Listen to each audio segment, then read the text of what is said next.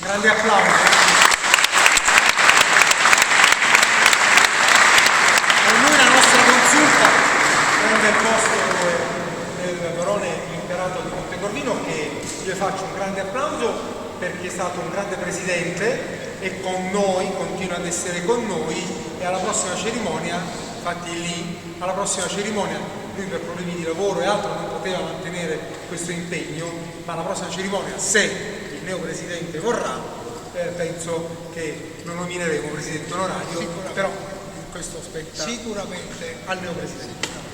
Faremo un applauso a lui, forse.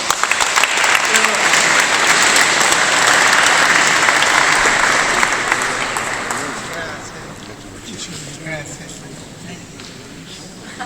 Io ringrazio tutti quanti con